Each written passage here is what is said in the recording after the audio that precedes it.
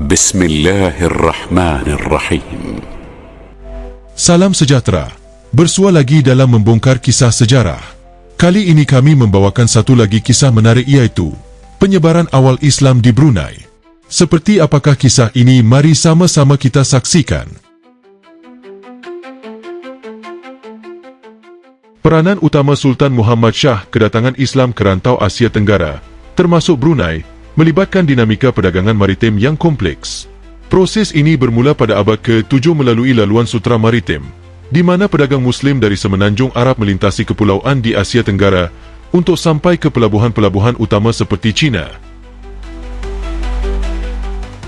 Interaksi antara pedagang Muslim dan penduduk tempatan berlaku secara damai, membawa pengaruh budaya, agama, dan ekonomi yang signifikan. Sebagai contoh, batu nisan Raja-Raja Sumatera dari abad ke-13 yang bertarikh mengikut tahun Hijrah adalah bukti awal penerimaan Islam dalam konteks politik dan sosial wilayah tersebut. Dalam konteks Brunei, kedatangan Islam membuka jalan kepada transformasi besar-besaran dalam struktur sosial, budaya, dan politik kerajaan. Pada abad ke-14 hingga awal abad ke-15, proses penerimaan Islam di Brunei menjadi lebih ketara, dengan rekod sejarah menunjukkan bahawa pedagang Arab dan India memainkan peranan penting dalam menyebarkan agama ini. Pada masa ini, Brunei masih berada di bawah pengaruh kuasa Hindu-Buddha seperti Majapahit, seperti yang disebut dalam naskah Jawa Nagara Kertagama 1365, di mana Brunei dikenali sebagai Barun, dan merupakan negeri taklukan yang membayar cukai tahunan sebanyak 40 kati kamfor. Namun, serangan dari Sulu pada tahun 1369 melemahkan pengaruh Majapahit di Brunei, mencipta ruang bagi transformasi agama dan politik yang lebih mendalam. Peranan utama dalam proses ini dimainkan oleh Sultan Muhammad Shah, Awang Alak Betatar, tokoh pertama yang memeluk Islam di Brunei. Awang Alak Betatar, anak Dewa Amas dan puteri Sang Aji, dipilih oleh saudara-saudaranya untuk memimpin kerajaan baharu di Sungai Brunei. Beliau kemudiannya berjaya ke Johor, memeluk Islam, berkahwin dengan puteri Sultan Bahkei, dan menerima gelaran Sultan Muhammad Shah. Transformasi ini tidak hanya bersifat pribadi tetapi juga institusional, kerana beliau meletakkan asas kepada sistem pemerintahan berasaskan hukum Islam, yang kemudiannya menjadi ciri utama Kesultanan Melayu Islam Brunei. Pilihan kepimpinan ini berdasarkan kecakapan beliau, bukan semata-mata usia atau tempat kelahiran, yang menunjukkan bahawa institusi pemerintahan awal Brunei lebih meritokratik. Proses pengislaman di Brunei dilakukan secara damai melalui interaksi budaya dan perdagangan antarabangsa. Pedagang Arab dan Gujarat memainkan peranan penting dalam perkembangan komuniti Islam di pelabuhan-pelabuhan utama Brunei.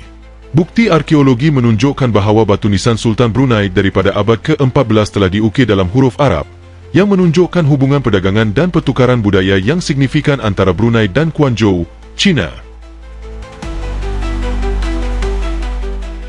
Selain itu, kedatangan Admiral Zheng He pada awal abad ke-15 menunjukkan bahawa Brunei adalah hub perdagangan strategi dalam jaringan ini, di mana nilai-nilai Islam disebarkan melalui hubungan dagang. Transformasi ini akhirnya membawa kepada penubuhan Kesultanan Melayu Islam Brunei, yang menjadi kuasa maritim utama di rantau tersebut. Kesultanan ini tidak hanya menguasai bahagian utara Borneo, tetapi juga beberapa wilayah di Filipina seperti Sulu dan Mindanao. Kejayaan politik dan ekonomi Kesultanan Brunei membantu memperkokoh kedudukan Islam sebagai agama rasmi kerajaan, yang masih menjadi elemen utama dalam struktur sosial moden Brunei. Oleh itu, kedatangan Islam di Brunei bukan sahaja membawa perubahan agama tetapi juga menandakan permulaan era baru dalam sejarah politik dan budaya negara ini.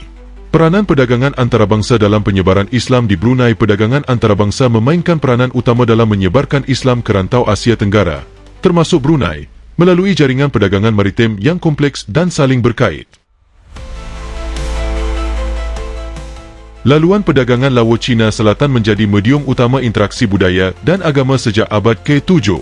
Ketika pedagang Muslim dari semenanjung Arab mula melintasi kepulauan di rantau ini, untuk sampai ke pelabuhan-pelabuhan penting seperti Guangzhou di China. Interaksi damai antara pedagang Muslim dengan penduduk tempatan membuka peluang bagi pertukaran. Bukan sahaja barangan dagangan tetapi juga nilai-nilai agama, yang akhirnya mempengaruhi struktur sosial dan politik masyarakat Brunei. Pedagang Arab, Parsi, dan Gujarat merupakan tokoh utama dalam perkembangan komuniti Muslim di pelabuhan-pelabuhan strategik Brunei. Mereka tidak hanya membawa barang dagangan seperti rempah-rempah dan tekstil, tetapi juga menyebarkan ilmu agama Islam melalui hubungan harian mereka dengan penduduk tempatan. Contohnya, pedagang Parsi dan Gujarat berperanan besar dalam menyebarkan Islam di Sumatera pada abad ke-13 dengan kerajaan Samudra Pasai menjadi pusat Islam pertama di rantau ini. Pengaruh serupa dapat dikesan di Brunei, di mana kedatangan pedagang Muslim mendorong pemerintah tempatan memeluk Islam pada abad ke-15, menjadikan negara ini sebagai sebuah kerajaan Islam. Bukti arkeologi memberikan sokongan kukuh kepada analisis ini. Salah satu penemuan penting adalah batu nisan Sultan Brunei dari abad ke-14 yang dithaskan sepenuhnya dalam huruf Arab dan diperbuat daripada diabase, sejenis batu gunung berapi yang lazim di Guangzhou, China. Batu nisan ini dipercayai diukir di Guangzhou sekitar tahun 1301 Masihi. Sebelum dibawa ke Brunei, mencerminkan hubungan perdagangan dan pertukaran budaya yang signifikan antara kedua-dua lokasi ini. Penemuan ini juga menunjukkan bahawa pengaruh Islam datang melalui pelbagai laluan perdagangan, termasuk hubungan dengan pedagang Arab, India, dan China. Tambahan pula, dua batu nisan lain yang ditemui di Brunei, satu milik seorang Muslim Cina dari tahun 1264 dan satu lagi milik tokoh diraja Brunei, menunjukkan reka bentuk yang serupa dengan batu nisan di Guangzhou, menunjukkan integrasi budaya melalui jaringan perdagangan ini. Hubungan diplomatik dan perdagangan dengan kuasa regional seperti China, India, dan negara-negara jiran juga memainkan peranan penting dalam menyebarkan nilai-nilai Islam di Brunei. Sebagai contoh, Admiral Cheng Ho, seorang Muslim Cina dari dinasti Ming, dikenali kerana menyebarkan Islam melalui lawatannya ke rantau Asia Tenggara pada awal abad ke-15. Beliau tidak hanya membina masjid di pelbagai lokasi seperti Semarang dan Jawa, tetapi juga menubuhkan komuniti Muslim Cina di Sumatera, Kalimantan, dan Filipina. Aktiviti ini mengukuhkan hubungan dagang sambil menyebarkan ajaran Islam melalui jaringan pedagang Cina Muslim. Di Brunei, pengaruh Cheng Ho dapat dilihat melalui kehadiran komuniti Muslim Cina yang aktif dalam perdagangan rempah-rempah dan barangan lain di sepanjang laluan sutera maritim. Penyebaran Islam di Brunei juga disokong oleh kedekatan geografi dengan laluan perdagangan pra-Islam yang membolehkan interaksi lebih intensif antara pedagang asing dan penduduk tempatan.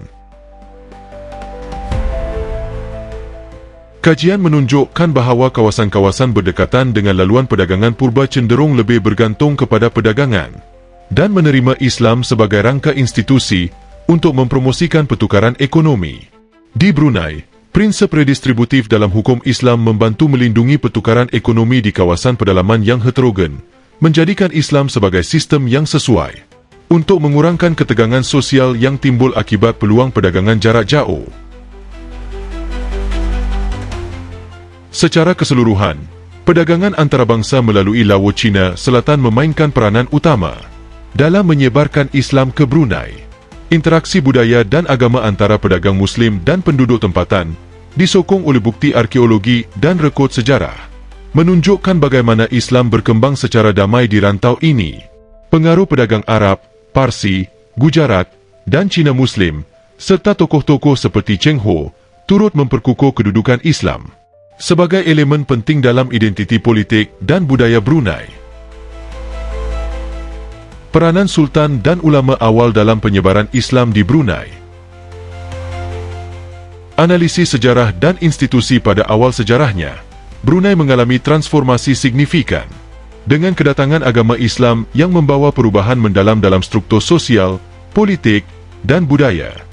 Proses ini tidak terjadi secara kebetulan tetapi melibatkan peranan penting para sultan awal dan ulama sebagai pelopor penyebaran ajaran Islam.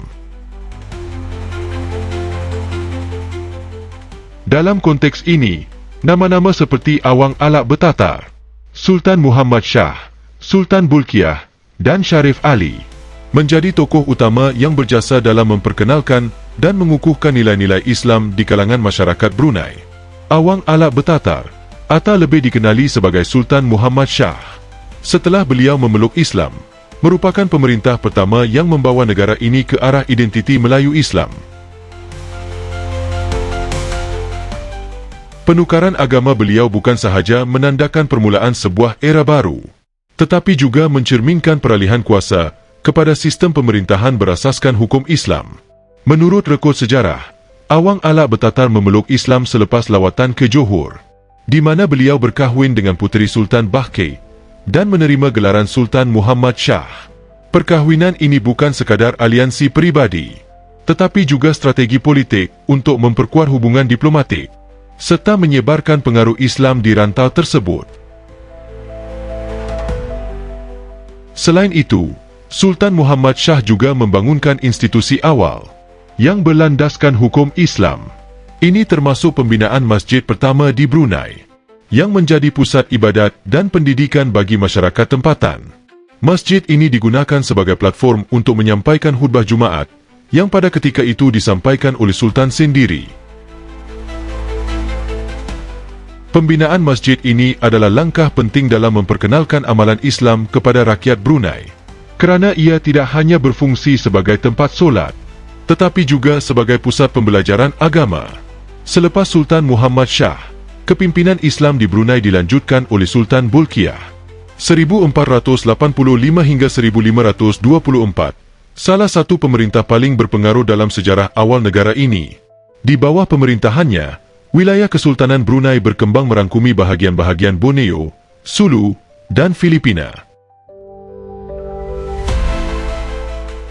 Sultan Bolkiah tidak hanya memperluaskan wilayah, tetapi juga menggunakan diplomasi dan perdagangan untuk menyebarkan Islam. Beliau menjalin hubungan dengan pedagang Arab dan India, yang turut memainkan peranan penting dalam menyebarkan nilai-nilai Islam melalui jaringan perdagangan antarabangsa. Namun, tokoh lain yang tidak kurang pentingnya dalam sejarah penyebaran Islam di Brunei adalah Sharif Ali, seorang keturunan Nabi Muhammad sallallahu alaihi wasallam dari Taif. Sharif Ali tiba di Brunei pada awal abad ke-15 dan berkahwin dengan anak perempuan Sultan Ahmad. Melalui perkahwinan ini, beliau kemudiannya menjadi Sultan Brunei ketiga. Selain peranannya sebagai pemimpin politik, Sharif Ali juga aktif dalam usaha menyebarkan Islam ke rantau lain, seperti Jawa, Sulu, dan Mindanao. Beliau bekerjasama dengan tokoh-tokoh Islamisasi terkenal di Asia Tenggara, seperti Raja Baginda di Sulu, untuk memperkenalkan ajaran Islam kepada masyarakat tempatan. Perkembangan institusi Islam di Brunei semakin kukuh, dengan penyusunan undang-undang berdasarkan prinsip syariah. Contohnya, pada zaman Sultan Hasan, Sultan ke-9 Brunei, sistem undang-undang negara telah diintegrasikan dengan unsur-unsur Islam. Rekod menunjukkan bahawa 27 daripada 47 bab Undang-Undang Brunei mengandungi elemen-elemen Islam yang mencerminkan bagaimana agama ini menjadi asas kepada sistem pemerintahan. Integrasi ini bukan sahaja mempengaruhi kehidupan harian masyarakat, tetapi juga membentuk identiti kebangsaan moden Brunei. Keberhasilan penyebaran Islam di Brunei juga tidak dapat dipisahkan daripada sumbangan ulama awal yang datang ke negara ini. Tokoh-tokoh seperti Sharif Ali dan para pedagang Arab memainkan peranan penting dalam mendidik masyarakat mengenai ajaran Islam. Mereka tidak hanya menyampaikan ilmu agama, tetapi juga membantu dalam pembangunan infrastruktur keagamaan seperti masjid dan sekolah agama. Usaha ini diperkukuhkan lagi pada tahun 1950, apabila Sultan Omar Ali Saifuddin III menubuhkan sekolah-sekolah agama dan membina Masjid Omar Ali Saifuddin, yang menjadi simbol keagungan Islam di Brunei. Dalam konteks global, Brunei juga menghadapi cabaran dari kuasa barat seperti Sepanyol dan Belanda, yang cuba menghalang penyebaran Islam di rantau ini. Pada tahun 1578, Sepanyol menyerang Brunei dengan tujuan untuk menghentikan pengaruh Islam di Filipina dan memaksakan pengaruh Kristian. Walaupun Sepanyol berjaya menduduki Brunei selama 72 hari, mereka akhirnya terpaksa menarik diri akibat wabak kolera. Kejadian ini menunjukkan komitmen Brunei untuk mengekalkan kedaulatan Islamnya, yang menjadi asas kepada pembentukan identiti kebangsaan moden. Secara keseluruhan, peranan Sultan dan ulama awal dalam menyebarkan Islam di Brunei tidak dapat dipertikaikan.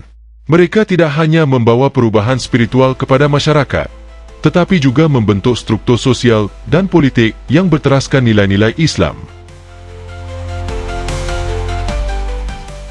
Pengukuhan institusi berdasarkan hukum Islam, pembinaan masjid, dan usaha pendidikan agama menjadi tonggak utama dalam proses ini.